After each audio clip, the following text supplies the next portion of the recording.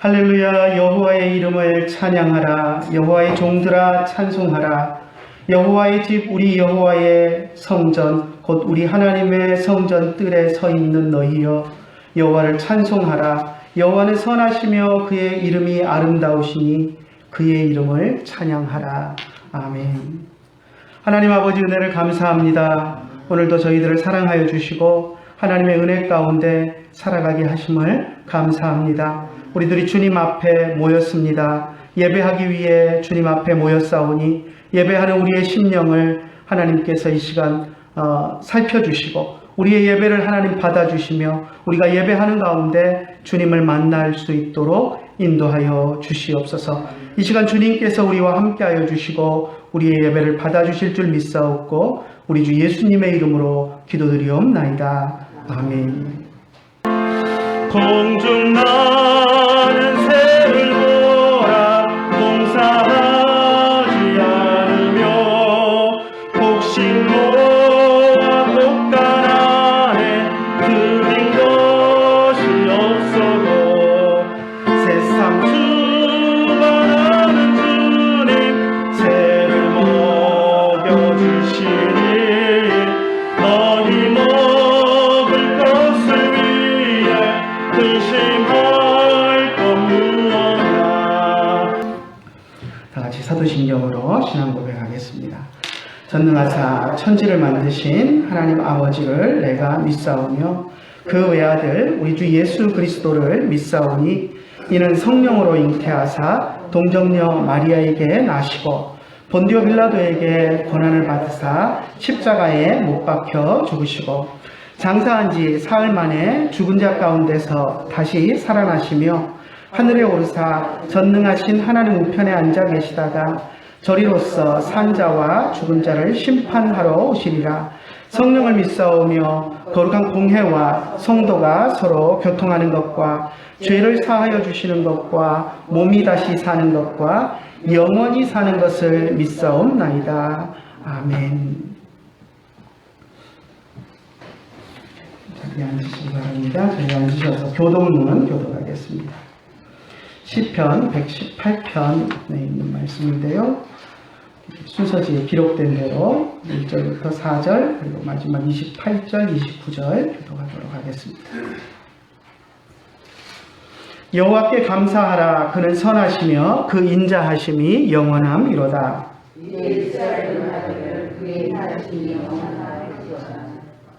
이제 아론의 집은 말하기를 그의 인자하심이 영원하다 할지로다.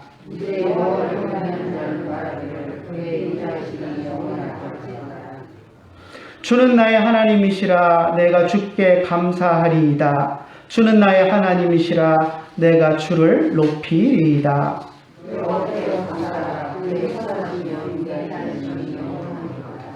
아멘.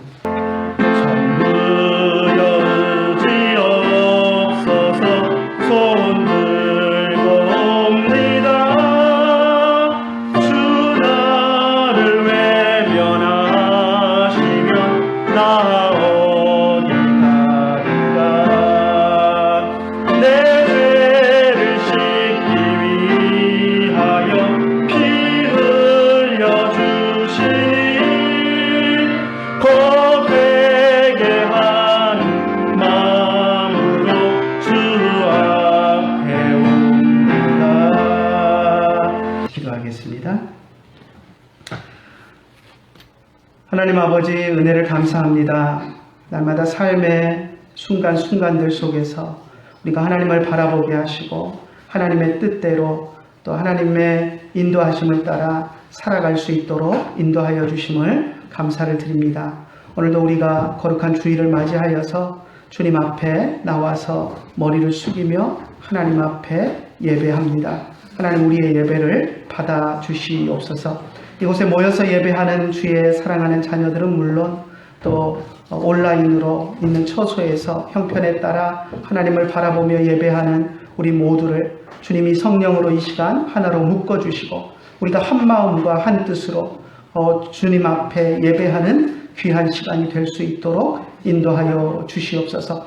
우리의 삶의 모든 영역 가운데서 지난 일주일 동안 우리가 또 혹시라도 주님의 뜻을 거스리고 죄악 가운데 살았던 것이 있다면 하나님 이 시간 기억나게 하여 주시고 하나님 앞에 고백하며 회개할 수 있도록 인도하여 주시고 우리가 입술로 우리의 죄를 고백하며 회개할 때 하나님 주님께서 우리의 죄를 씻어주시고 예수 그리스도의 보혈이 우리의 모든 죄악들을 씻어내고 또 하나님 앞에 우리가 은혜로 다가가는 귀한 경험을 할 수 있도록 주님 인도하여 주시옵소서. 부족한 죄인들이 주님 앞에 모여서 예배하지만 우리의 입술에 거룩함이 있게 하시고 우리의 입술에 주님의 이름을 담아 외치며 주님을 찬송할 때 하늘에 계신 하나님께서 아름다운 찬송을 받으시며 그 찬송 가운데서 우리를 기뻐하시는 일이 이 시간 예배 가운데 일어날 수 있도록 주님 인도하여 주시옵소서. 또 예배 가운데 하나님이 주시는 말씀을 우리의 마음속에 새길 수 있도록 주님 인도하여 주시기를 원합니다. 부족한 종이 하나님의 말씀을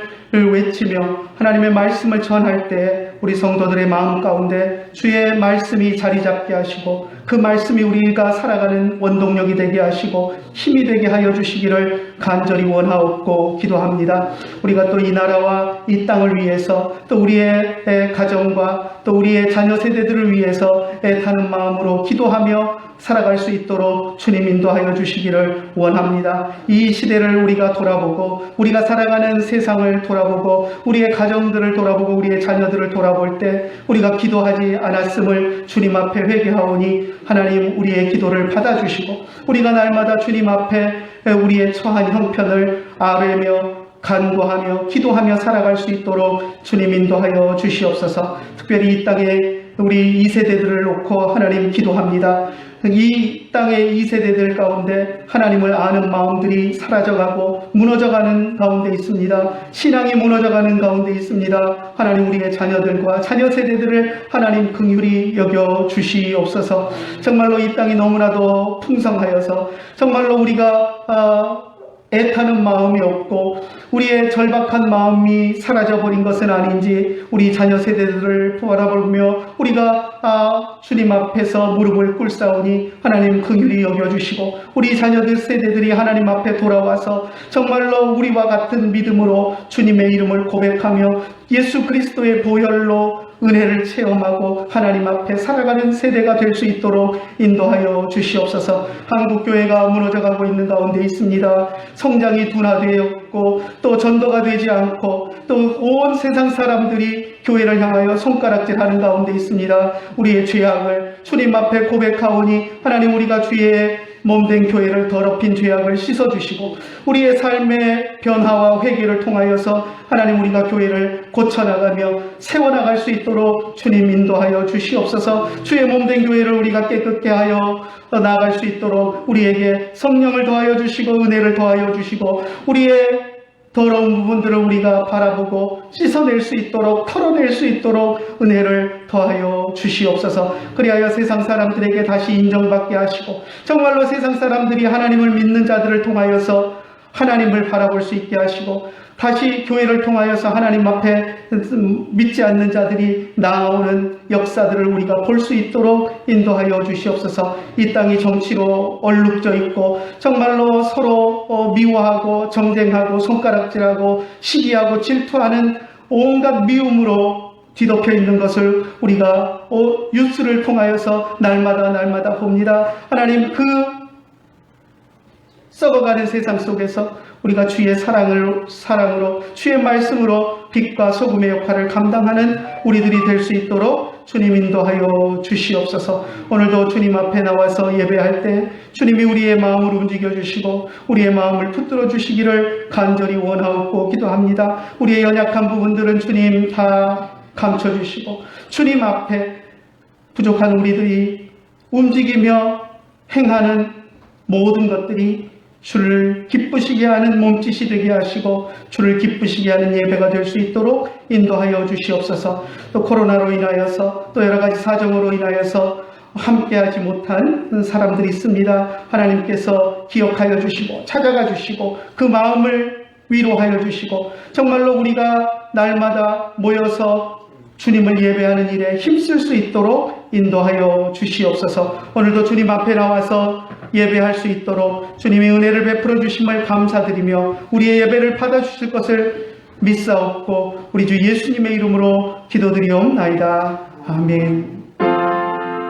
하나님 말씀 마태복음 27장 45절부터 56절 말씀까지 보겠습니다. 다 같이 한 목소리로 천천히 같이 읽도록 하겠습니다. 제6시로부터 온 땅에 어둠이 임하여 제9시까지 계속되더니 제9시쯤에 예수께서 크게 소리질러 이르시되 엘리 엘리 라바 사박다니 하시니 이는 곧 나의 하나님 어찌하여 나를 버리셨나이까 하는 뜻이라. 거기 섰던 자 중에 어떤 이들이 듣고 이르되 이 사람이 엘리야를 부른다 하고 그 중에 한 사람이 곧 달려가서 해면을 가져다가 신 포도주에 적시어 갈대에 꿰어 마시게 하거늘 그 남은 사람들이 이르되 가만두라 엘리야가 와서 그를 구원하나 보자 하더라. 예수께서 다시 크게 소리 지르시고 영혼이 떠나시니라. 이에 성서 휘장이 위로부터 아래까지 찢어져 둘이 되고 땅이 진동하며 바위가 터지고 무덤들이 열리며 자던 성도들의 몸이 많이 일어나되 예수의 부활 후에 그들이 무덤에서 나와서 거룩한 성에 들어가 많은 사람에게 보이니라.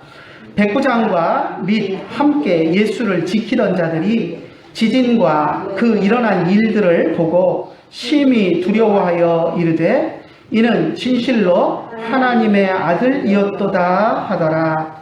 예수를 섬기며 갈릴리에서부터 따라온 많은 여자가 거기 있어 멀리서 바라보고 있으니 그 중에는 막달라 마리아와 또 야고보와 요셉의 어머니 마리아와 또 세베대의 아들들의 어머니도 있더라. 아멘. 오늘 우리가 읽은 마태복음 27장 45절에서 56절 말씀을 가지고 분명한 증거들이라는 제목을 붙여보았습니다. 오늘 우리가 읽은 본문은 예수님께서 십자가에 달리셨을 때 일어난 놀라운 일들에 대한 마태의 보고서입니다. 예수님께서 하나님의 아들이 틀림없다라는 것들을 하나하나 증명해주는 분명한 증거가 되는 사건들입니다. 그래서 오늘 제목을 분명한 증거들이라고 붙여보았는데요. 예수님이 십자가에 달리신 그 골고다 언덕 현장에 있었던 많은 사람들은 그 사건들 가운데 일부를 경험했습니다. 오늘 마태가 기록한 것을 보면 골고다 언덕 예수님의 처형 현장에서 경험할 수밖에 없었던 그런 사건들도 기록이 되어 있지만 나중에 마태가 알게 된 사실, 예수님이 돌아가시는 그 순간에 일어났던 일들 가운데 나중에 마태가 알게 된 그 사실들을 또 함께 기록해 놓은 것도 있습니다. 그것들을 살펴보면서 예수님이 십자가에 달리셨을 때 또 운명하시는 그 순간에 어떤 일이 있었는가 하는 것들을 우리가 좀 살펴보고 그 사건들을 통해서 우리들도 예수님이 참 하나님의 아들이심을 분명하게 고백하는 그런 시간이 되기를 원합니다. 첫 번째, 오늘 우리가 읽은 45절에 보니까 예수님이 십자가에 달리셨을 때 온 땅에 어둠이 임했다라고 기록하고 있습니다. 45절 한번 읽어볼까요? 제6시로부터 온 땅에 어둠이 임하여 제9시까지 계속되더니 3시간 동안 어둠이 계속됐습니다. 우리 성경에 6시부터 9시다라고 이야기를 하는데요.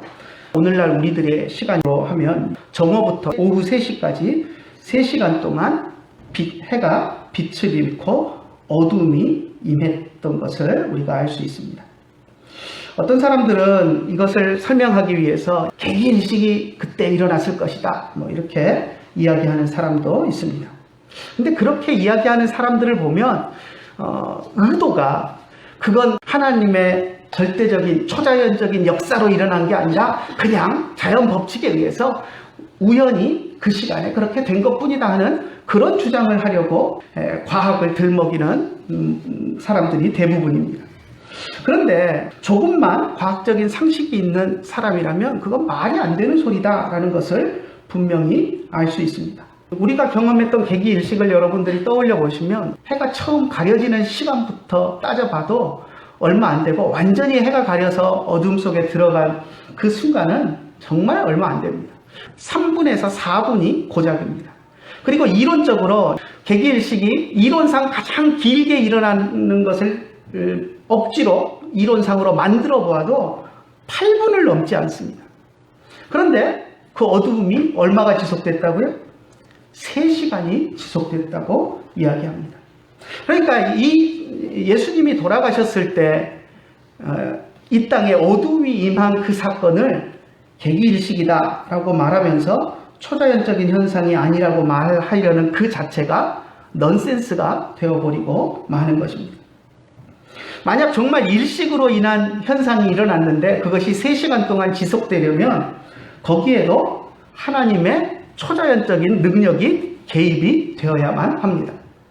하나님이 일식이 아니더라도 어둠을 임하게 하실 수 있지만 만약에 하나님이 일식을 통해서 어둠을 임하게 하셨다라고 한다고 해도 일식이 되는 그 순간에, 그래서 이 땅에 어둠이 임한 그 순간을 하나님이 지구와 태양과 달의 움직임을 딱 붙잡아 두셔서 안 움직이도록 3시간 동안 고정을 시켜 놓으셔야 오늘 성경에 기록된 이것을 개기일식으로 해석할 수 있게 되는 것입니다. 그러니까 그 안에는 어차피 초자연적인 하나님의 능력의 개입을 생각할 수밖에 없습니다. 마치 여호수아가 전쟁을 할 때, 기브온 골짜기에서 전쟁을 할 때 하나님께 기도하여서 하나님께서 기브온 골짜기 위에 중천에 해를 하루 종일 해가 지지 않도록 지구의 움직임을, 지구가 자전하지 못하도록 딱 붙잡아 놓으시고 해를 하늘 중천에 띄워놓고 했던 것처럼 그와 같은 초자연적인 역사가 일어나야만 개기일식으로 이 사건을 설명을 할 수 있게 되는 것입니다. 그렇기 때문에 우리는 이 사건을 굳이 과학적인 방법으로 설명하려고 노력할 필요가 없습니다. 하나님이 이 땅에 초자연적인 방법으로 어둠을 임하게 하셨다라는 것을 우리는 분명히 기억해야 합니다.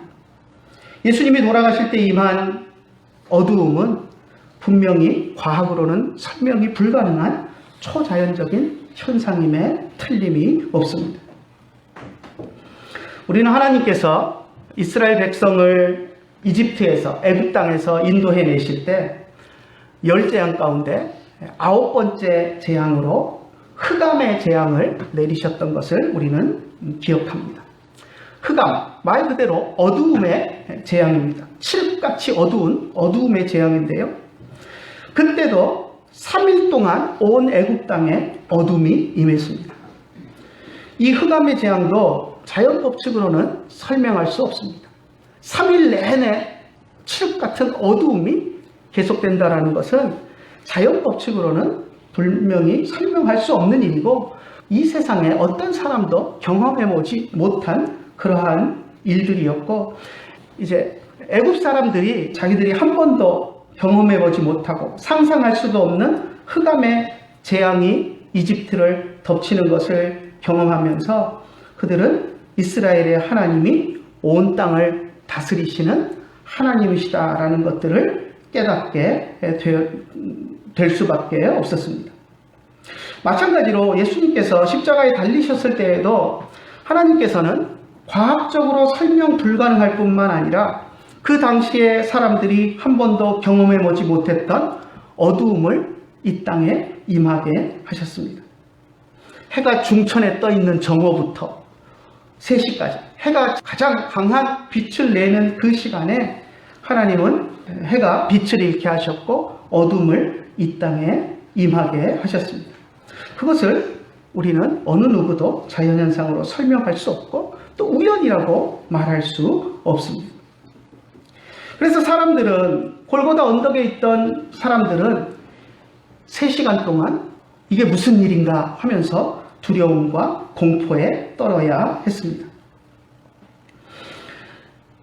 오후 3시쯤 되었을 때 예수님께서 46절에 보니까 엘리 엘리 라바 사박다니 나의 하나님 어찌하여 나를 버리셨나이까 하는 이 말을 아람어로 소리치시고 그리고 운명을 하셨습니다.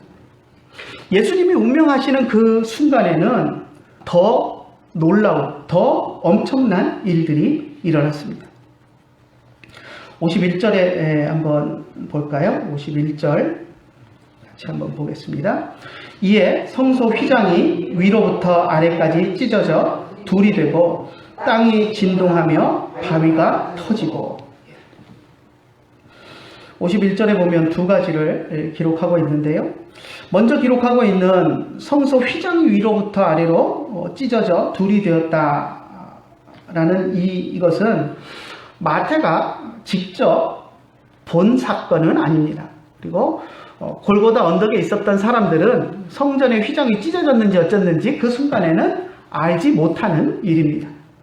그런데 분명히 예수님이 운명하시는 그 순간에 이 사건이 일어났습니다. 마태는 어떻게 알았을까요? 한번 생각을 해보십시오. 성소의 휘장이 찢어졌다. 그러면 이제 그걸 알 수 있는 사람들은 누굴까요? 제사장들입니다. 그죠? 성소에서 섬기는 제사장들이 그것을 알 수 있습니다. 제가 생각할 때 제사장들은 쉬쉬하면서 자기들끼리 쑥덕거리기는 하지만 그것을 세상 사람들 앞에 놀라운 일이 일어났습니다. 성소의 휘장이 찢어졌습니다. 이러고 공포하지는 않았을 것으로 생각이 됩니다. 아마 자기들끼리 쑥덕쑥덕 그런 일이 있었다라고 하면서 그것을 어떻게든 감추려고 하는 그러한 모습을 보였을 것입니다. 그런데 마태는 그것을 알았습니다. 어떻게 알 수가 있었을까요? 마태의 출신을 보면 그는 제사장 가문의 사람이었습니다. 제사장이 되어야 마땅한 사람이었는데 세상 것이 좋아서 세상으로 나가서 세리가 되었던 그런 사람이었습니다. 그러니 자기 집안에 있는 제사장들 그리고 제사장 가문에 있는 사람들과 어울리면서 제사장들끼리 쑥덕거리면서 서로 이야기하는 그러한 것들을 마태는 충분히 들을 수 있는 그런 경로를 가지고 있었고 그것을 듣고 이제 복음서를 기록하면서 예수님이 돌아가시는 운명하시는 그 순간에 이런 일이 있었다라는 것들을 우리에게 소개해주고 있는 것입니다. 여러분 성소의 휘장이 무엇입니까? 휘장은 성소에서 성소와 더 거룩한 것 지성소를 구분하기 위해서 쳐놓은 장막인 휘장입니다. 지성소 안에는 법궤가 안치되어 있고요. 이제 지성소 밖에 성소라고 불리우는 곳에는 우리가 잘 아는 이제 그 떡상하고 이제 금촛대하고 이제 향단이 이렇게 배치가 되어 있습니다. 그래서 그 성소까지는 제사장이 자주 들어갑니다.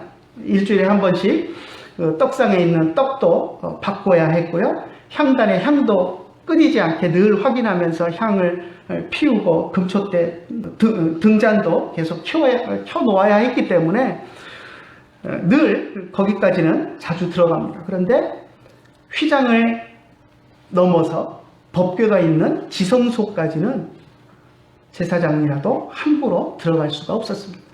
그것이 허락된 것은 1년에 단 한 차례 대제사장만이 속죄일에 휘장을 넘어서 지성소에 들어갈 수 있는 그런 허락이 되어졌었습니다. 그런데 그 거룩한 곳으로 들어가는 통로인 휘장이 위에서부터 아래로 찢어졌다는 것은 예수 그리스도의 십자가의 죽음이 우리와 하나님 사이에 막혀있던 담을 헐고 우리가 거룩하신 하나님의 존전에 아무 꺼리낌 없이 아무 제약 없이 나아갈 수 있는 길을 열었다라는 것을 우리들에게 분명하게 보여주는 사건입니다. 그래서 마태는 예수님이 죽으시는 그 순간에, 운명하시는 그 순간에 이러한 일이 일어났다라는 것을 우리들에게 기록으로 전해주고 있는 것입니다. 51절에서 이야기하고 있는 또 하나의 사건은 무엇이냐면 예수님이 운명하시는 그 순간에 엄청난 지진이 일어났다라는 것입니다. 마태는 표현하기를 땅이 진동하며 바위가 터졌다라고 이야기합니다. 얼마나 센 지진이 일어나면 바위가 터졌을까요? 가만히 있던 바위가 펑 하고 폭탄 터지듯이 터진 것을 이야기하는 것 같지는 않습니다. 아마 지진이 일어날 때 그냥 땅 깊은 데서 흔들리는 지진도 있지만 이렇게 단층이라고 그러죠. 지층이 이렇게 어긋나면서 이렇게 지진이 일어나게 되면 보통 저 밑에서 어떤 현상에 의해서 충격에 의해서 땅이 흔들리는 지진과는 다르게 지표면에서 사람들이 느끼는 진동도 훨씬 클 뿐만 아니라 땅이 직접 이렇게 갈라지는 그런 것들을 직접 눈으로 목격하게 됩니다. 그리고 그 갈라지는 그 단층 사이에 끼어있는 거대한 바위가 있다면 그것이 지층이 갈라지는 그 순간에 그 힘에 의해서 두 조각이 나서 같이 땅과 함께 어긋나는 그러한 현상들이 일어날 것입니다. 제가 볼 때 이 마태의 표현은 땅이 진동하며 바위가 터졌다라고 하는 표현은 아마도 그 골고다 언덕이 이게 바위산이기 때문에 그 언덕에서 예수님의 처형이 이루어지는 그 순간에 사람들이 지진을 그냥 땅이 흔들리는 지진만 느낀 것이 아니라 정말 그렇게 그 단층이 어긋나면서 거대한 언덕을 이루고 있던 바위들이 쪼개서 이렇게 어긋나는 그런 현상들을 목격하지 않았을까 하는 그런 생각을 해봅니다. 올 초에 이스라엘을 방문했을 때 지금 골고다 언덕으로 추정되는 곳에 초대교회 때부터 그곳에 성묘교회라고 해서 교회를 세워 놓았는데요. 그 안에 들어가 보면 교회당으로 크게 지어놨는데 그 안으로 들어가면 그 안에 2층이 되는 그 부분이 건물을 쌓아서 2층을 만든 것이 아니라 원래 골고다 언덕에 있던 이 돌 언덕을 올라가게 계단만 만들어 놓고 그 위에를 물론 교회 지붕을 씌워 놓았지만 그 안에 예수님이 십자가가 세워졌던 곳으로 추정되는 그런 곳 이런 것들을 표시를 해 놓았습니다. 거기 그 교회당 안에 들어가 보면 예수님 당시에 이 지진이 일어나서 갈라진 것으로 추정되는 이렇게 깨져서 어긋난 그 바위를 볼 수 있도록 그렇게 해놓은 곳이 있습니다. 그런 엄청난 지진이 일어나서 그렇게 골고다 언덕의 바위들이 깨져서 어긋나는 그런 현상들이 일어났던 것을 마태가 이렇게 표현해 놓은 걸로 보입니다. 자, 그래서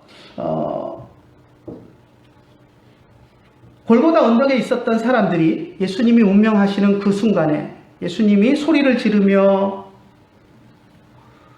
운명하시는 그 순간에 엄청난 지진과 바위가 깨지는 그러한 일들을 그 자리에서 경험을 했습니다.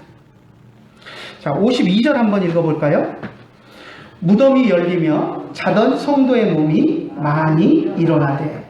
또 하나 마태가 예수님이 운명하시던 그 시간에 일어났던 일로 기록해 놓은 것을 보면 어떤 일이냐면 무덤들이 열리고, 그러니까 죽은 사람들이 묻혀 있는 무덤들이 열리고 그 안에서 죽어서 누워있던 사람들, 자던 성도들이라고 표현하고 있는데 무덤 안에서 죽어서 누워있던 그 성도들의 몸이 많이 일어났다, 부활했다라는 것을 이야기하고 있습니다. 이 구절은 사실 좀 석연치 않은 부분이 있습니다. 왜냐하면 마태가 이렇게 기록을 하고 있지만 다른 복음서에는 이 사건, 예수님이 운명하실 때 죽은 사람들이 일어났다, 죽은 사람들이 부활했다라는 기록이 다른 복음서에는 전혀 없기 때문입니다.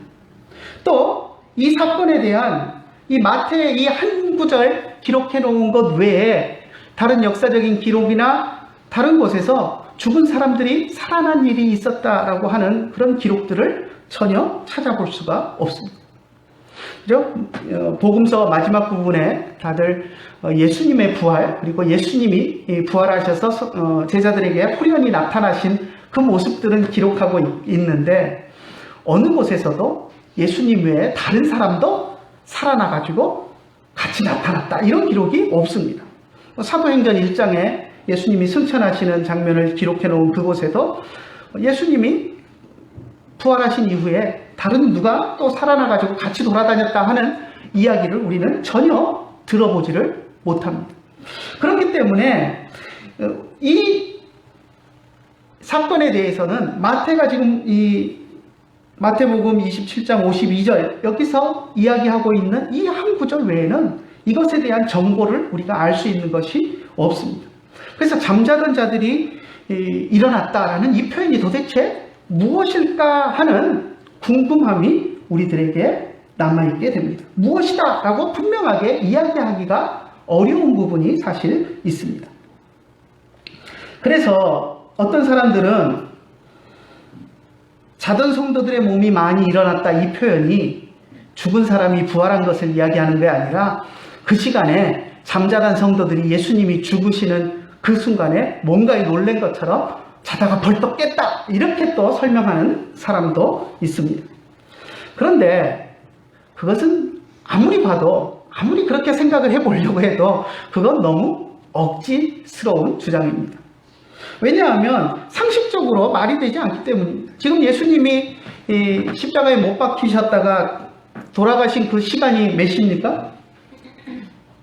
3시지 않습니까? 그죠? 12시부터 3시까지 어둠이 임했고, 3시 무렵에 소리를 지르고 마지막 소리를 지르시고 그리고 운명하셨으니까 예수님이 돌아가신 시간을 오후 3시쯤으로 봐야 됩니다. 오후 3시에 잠을 자고 있을 사람이 얼마나 되겠습니까? 그죠? 혹간 가끔 낮잠을 자는 사람이 덜어 있을 수는 있지만, 많은 자던 성도들이 일어났다. 이건 한밤중에 예수님이 돌아가셨으면 그럴 수 있겠다라고 생각할 수 있지만, 멀건 대낮에 이것을 잠자던 성도들이 깬 것이, 잠에서 깜짝 놀래 깬 것이다 라고 이야기하는 것은 말이 되지 않는 그런 해석입니다. 더욱이 자던 성도들의 몸이 많이 일어났다라는 것을 이야기하면서 마태가 바로 앞에 뭘 이야기합니까? 무덤들이 열렸다라는 이야기를 합니다. 잠자던 자가 집에서 벌떡 놀래서 일어난 이야기를 하면서 왜 그 앞에 뜬금없이 무덤이 열렸다라는 이야기를 하겠습니까? 이것은 무덤이 열리면 자던 성도들의 몸이 일어났다라고 하는 것은 분명히 무덤 안에 죽어서 누워있던 성도들을 은유적으로 잠자던 성도들이라고 표현한 것으로 우리가 보아야 합니다. 그래서 죽은 성도들이 예수님이 운명하시는 그 순간에 많이 깨어나서 부활했다라는 것으로 우리가 해석해야 합니다. 그것은 의심의 여지가 없습니다. 단지 우리가 이 기록을 보면서 좀 혼란스러운 것은 이러한 내용이 마태가 기록한 것이 전부이기 때문에 이 성도들의 부활이 어떤 종류의 부활인가 하는 것은 좀 논란의 여지가 있습니다. 그러니까 두 가지를 우리가 이제 상상해 볼 수 있는데요. 첫 번째는 나사로의 부활과 같은 부활입니다.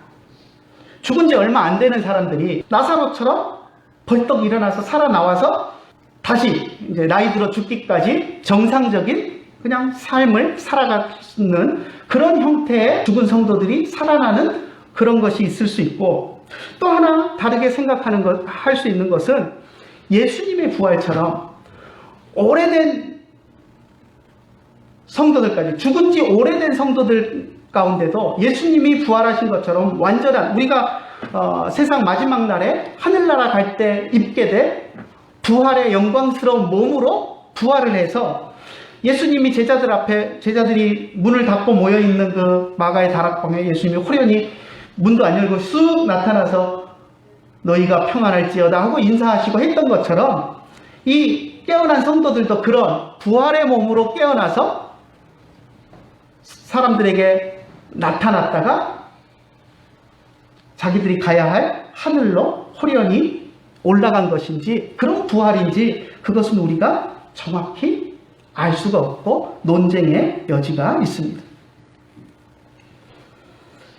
마태가 기록한 것이 이 성경 구절 하나이기 때문에 우리가 어느 것이 정답이다라고 이야기할 수는 없습니다. 여러분은 어떻게 생각하십니까? 저는 나사로가 살아난 것 같은 그런 부활이 아니라 예수님이 부활하신 것처럼 완전한 부활체로 부활해서 성도들에게 보이고 그들이 하늘로 올라간 것이 아닌가 하는 데 더 무게를 두고 이 구절을 평가를 합니다. 예수님의 죽으심과 부활이 우리 성도들에게 가져다 줄 나중에 예수님의 재림 때 우리가 체험하게 될 그 부활을 하나님께서 당시에 죽었던 몇몇 성도들의 부활로 분명하게 보여주신 사건이 아닌가 하는 생각을 해봅니다.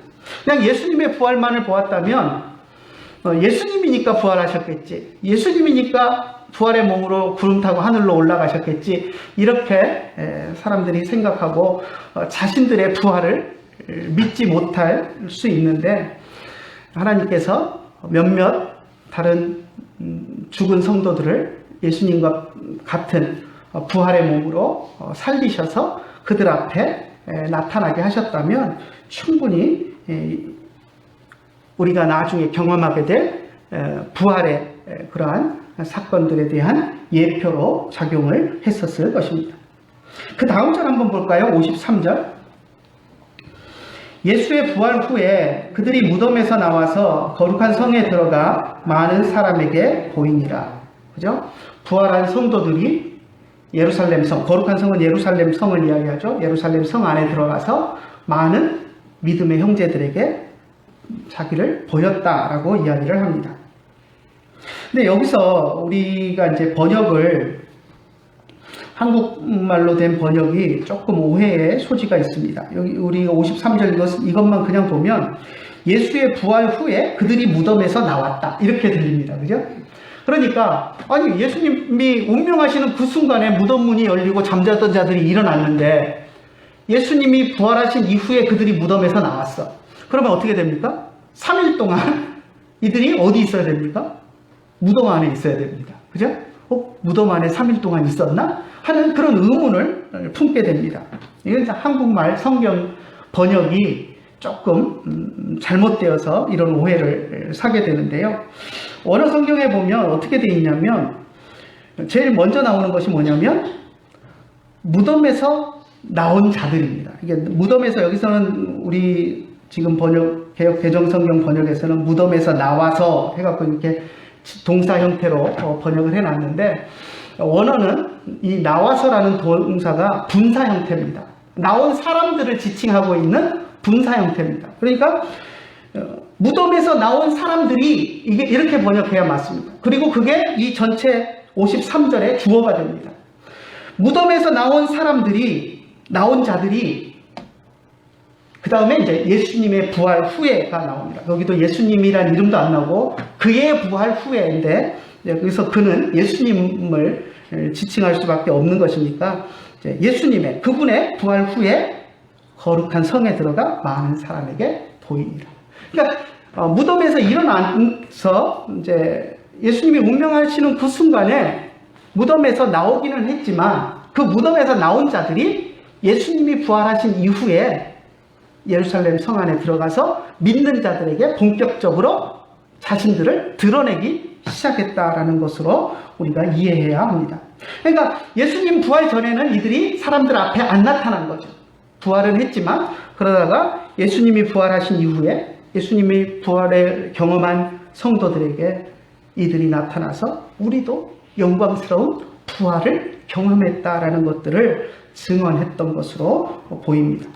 아무튼 예수님이 십자가에서 운명하시는 그 순간에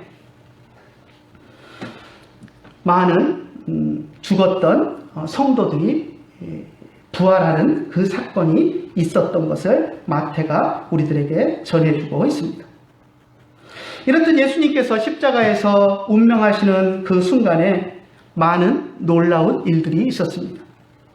휘장이 갈라진 것이나 죽은 성도들의 부활의 사건은 골고다 언덕 현장에 있었던 사람들은 전혀 알 수 없는 그러한 일이었지만, 또 현장에 있었던 사람들은 갑작스럽게 임한 어둠이 3시간이나 지속되는 그 속에서 두려움에 떨었어야 했고, 예수님이 운명하시는 그 순간, 예수님의 숨이 끊어지는 그 순간에 엄청난 지진이 일어나며 바위가 쪼개지고 갈라지는, 터지는 그러한 일들을 경험하면서 두려움에 떨 수밖에 없었을 것입니다. 그래서 오늘 우리가 읽은 본문에 보면 사형을 집행하던 군인들조차도 예수님이 운명하시는 그 순간에 일어나는 일들을 보면서 두려워했고, 또 그 군인들과 그 사형 집행을 총지휘하던 백부장이었던 그 사람은 예수님을 향하여서 이 모든 것을 골고다 언덕에서 직접 경험하고 나서 이는 진실로 하나님의 아들이었도다라고 고백하는 그 모습을 우리가 보게 됩니다. 54절 한번 같이 읽어볼까요? 백부장과 및 함께 예수를 지키던 자들이 지진과 그 일어난 일들을 보고 심히 두려워하여 이르되 이는 진실로 하나님의 아들이었도다 하도다. 예수의 사형을 집행했던 로마 군인들과 그것을 지휘했던 백부장은 사실 모든 상황들을 면밀히 알고 있었습니다. 군인들이 아마 이제 예수님을 처형하는 그 순간에 또 어떤 일들이 일어날지 모르기 때문에 많은 경계를 하면서 일어나는 상황들을 시시각각 또 자기들의 지휘관인 백부장에게 보고를 했을 것입니다.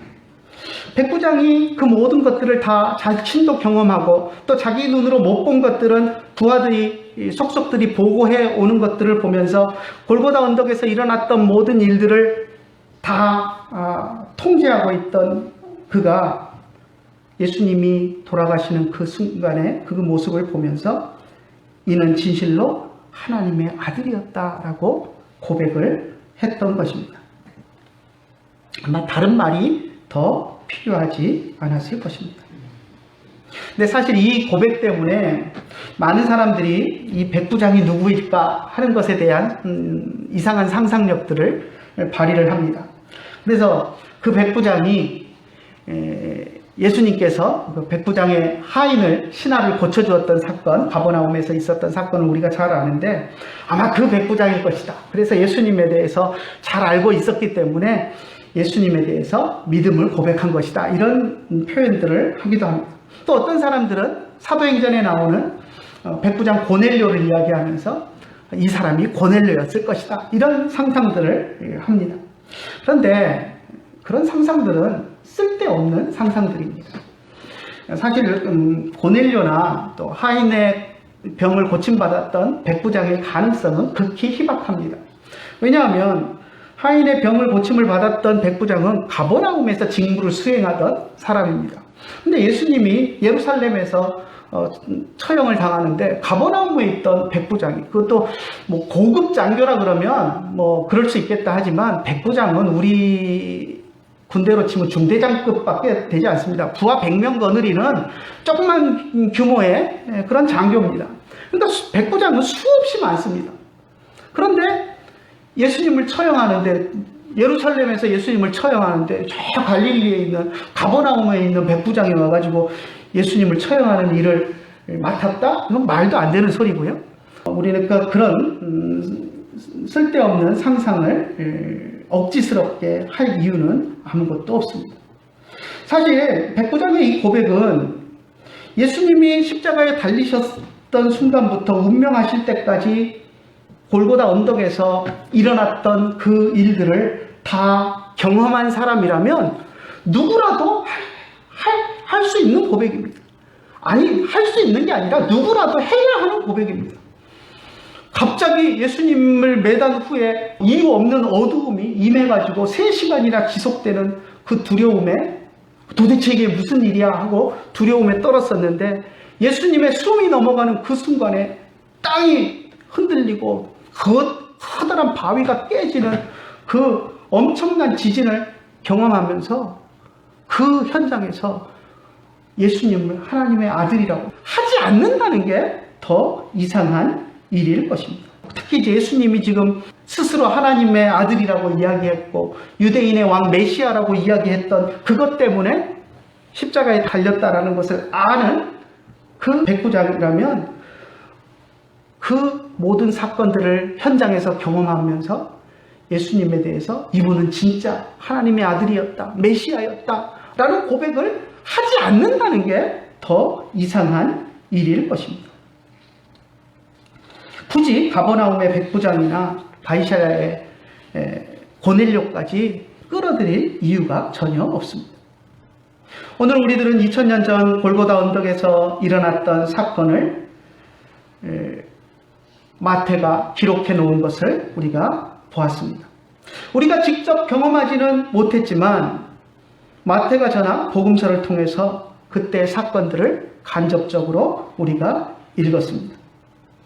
아마 골고다 언덕에 있었던 그 2000년 전에 골고다 언덕에서 예수님의 죽으심을 바라보았던 사람들보다 생동감은 아마 현저히 떨어질 것입니다. 그죠? 그 자리에서 직접 그 임하는 어두움을 3시간 동안 경험하고 예수님 임종 순간에 땅이 흔들리고 깨지는 그러한 지진을, 엄청난 지진을 경험했던 사람들과 우리가 그냥 성경책에 기록된 대로 지진이 있었구나, 바위가 터졌다니까 엄청난 지진이었나 보네 하고 그냥 상상하는 것과는 차원이 다를 것입니다.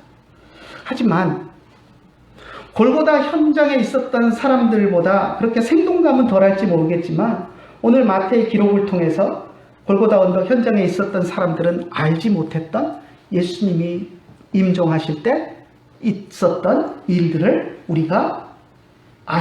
우리는 그것을 아는 또 어떻게 보면 더 유리한 특권이 우리들에게는 주어졌습니다. 성전의 휘장이 찢어졌다는 것을 골고다 현장에 있던 사람들은 몰랐지만 우리는 그것을 마태의 기록을 통해서 그런 일도 있었구나 하는 것을 알게 되었고, 또 죽었던 성도들 가운데 많은 사람들이 부활해서 예루살렘에 있던 성도들에게 보였다라는 것들을 우리는 또 골고다 언덕에 있었던 사람들이 알지 못하는 그 사건들을 우리는 알게 되었습니다. 예수님이 이 땅에 오신 성탄절이 이제 한 달 앞으로 다가왔습니다.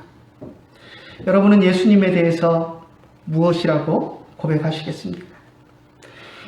예수님께서 십자가에 운명하셨을 때 일어났던 일들을 우리가 성탄절이 될 때까지 마음속에 되뇌이면서 또 묵상하고 새기면서 주님은 그리스도시고 참으로 하나님의 아들이십니다 라고 고백하는 여러분들이 되시기를 간절히 축원합니다. 그래서 정말로 우리가 어떤 어려움 속에서 살아가든지 또 이 땅 위에서 우리가 살아가는 모든 삶 속에서 항상 주님은 그리스도시고 참으로 하나님의 아들이십니다 하는 오늘 골고다 언덕에서 예수님의 임종을 지켜보았던 백부장과 많은 로마 군인들이 했던 그 고백을 우리들도 날마다 고백하면서 주님 앞에서 살아가는 우리들이 되기를 간절히 축원합니다. 기도하겠습니다. 하나님 아버지, 은혜를 감사합니다. 오늘 우리가 예수님께서 십자가에 달려 운명하실 때 일어났던 사건들을 마태가 기록해 놓은 내용들을 중심으로 우리가 살펴보았습니다. 예수님이 십자가에 달리셨을 때 초자연적인 어두움이 이 땅에 임했고 3시간이나 그것이 지속이 되었고, 또 예수님이 운명하시는 그 순간에는 상상할 수 없는 큰 지진과 또 바위가 터지는, 갈라지는 그런 엄청난 사건들이 있었던 것을 우리가 보았습니다. 또 성소의 휘장이 찢어지는 일들도 있었고 많은 죽었던 성도들이 또 예수님처럼 부활하는 그러한 일들이 있었던 모습도 우리가 마태 기록을 통해서 목격했습니다. 그 모든 것들을 우리가 마음속에 새기게 하시고 하나님이신 예수님이 우리를 죄 가운데서 죄의 사망의 형벌 가운데서 구원하시기 위해서 이 땅에 오셨고 또 십자가에서 그 모든 것들을 성취하셨다라는 것을 우리가 분명하게 믿고 고백하며 주님은 참으로 하나님의 아들이시고 우리의 구원자여 그리스도이십니다. 날마다 고백하며 살아가는 우리들이 될 수 있도록 인도하여 주시옵소서. 이제 성탄절이 한 달 앞으로 다가왔습니다. 성탄절이 다가오는 그 기간 동안에 더욱더 우리가 예수님이 이 땅 위에 왜 오셨는가, 예수님이 어떤 분이신가 하는 것들을 묵상할 수 있도록 인도하여 주시고, 그리고 예수님 앞에 우리의 진정한 신앙을 고백하며 성탄절을 맞이할 수 있는 우리들이 될 수 있도록 인도하여 주시옵소서. 예수님의 이름으로 기도드리옵나이다. 아멘. 십자가로 가까이 가게 하시옵고 몸소 받은 고생도 알게 하옵소서. 십자가 무한 영광일세 요단강을 건너는 영원한 시온을 하겠습니다. 이제는 우리 주 예수 그리스도의 크신 은혜와 하나님 아버지의 극진하신 사랑과 성령님의 감화하시고 감동하시고 우리 가운데 교통하심이 이제 주님 앞에 나와서 주님의 십자가의 죽으심을 묵상하며 예수님을 하나님의 아들로 메시아로 고백하며 살아가기를 원하는 주의 사랑하는 자녀들 머리 위에 이제로부터 영원토록 함께 계실지어다. 아멘.